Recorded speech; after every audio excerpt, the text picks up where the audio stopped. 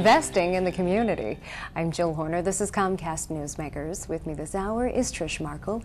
She is the upcoming chair of the United Way of Bucks County. Thanks for being with us. You're very welcome. Thank you. As the chair-elect, you've been working with United Way for some time at this point, but talk to us a little bit about the organization itself and why the United Way is such a vital component of local communities. For me, it was being able to give back to the local community. There are basically three great needs: income, education, and health of the community. And it was a way to actually volunteer my time and also find a way to have others invest in their local organizations that help friends, neighbors, and associates that you know that may have a need.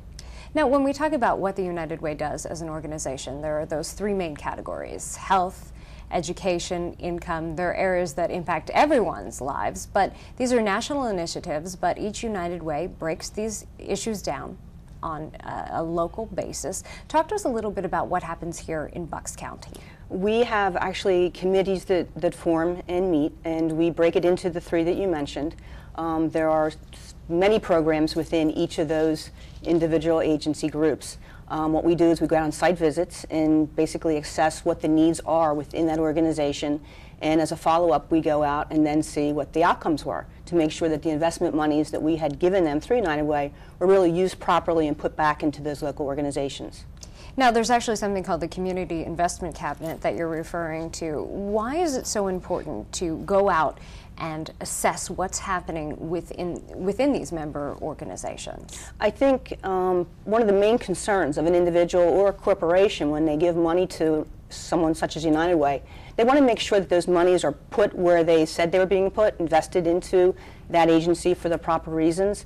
So the allocation committees actually go out and then do an assessment to see that in fact it was used properly, and we can go back and show evidence that in fact that the outcomes can support where those monies had an impact and what they were used for. But you're also looking at the needs of the community and working to really meet those needs.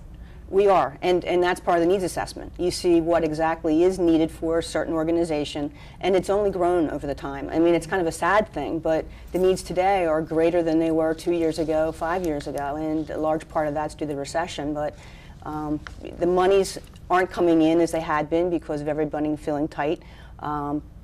It's a tough situation for everyone, so we really need volunteers and investments from individuals and the corporations. Now, you mentioned the need for volunteers, and there are many people who volunteer with United Way, including those who are doing just what you're talking about, assessing those needs, working with the member organizations, but there are many people who work with the member organizations to volunteer on a regular basis as well.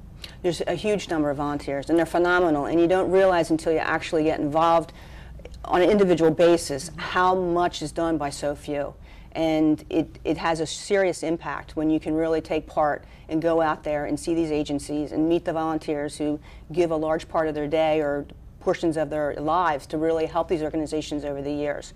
But again, there's always a need for more. So we're out there asking for anyone who has some extra time to please, find an area of interest in one of the community panels and try to invest themselves. And we're actually talking about 50 different programs through more than 30 different agencies, so there is plenty of room for more volunteers. Absolutely. Now let's talk a little bit about your capital campaign, because this is underway at this point. You're looking for individuals and businesses to get involved. We just actually started the capital campaign just within the last week or so, going out to various corporations and targeting specific large companies, small companies, and individuals to see if we can step it up through the fall and try to get an impact going for an area that they might find an interest in specifically. But even small donations can add up to have a big impact? Huge. And a lot of times you find it is the volume of those donations. It's not necessarily the one large kick-in that really helps. And we'll have your website if businesses or even individuals are interested in making a donation or making a contribution to really make a difference. Absolutely. Thanks so much for being with us. Oh, thank you.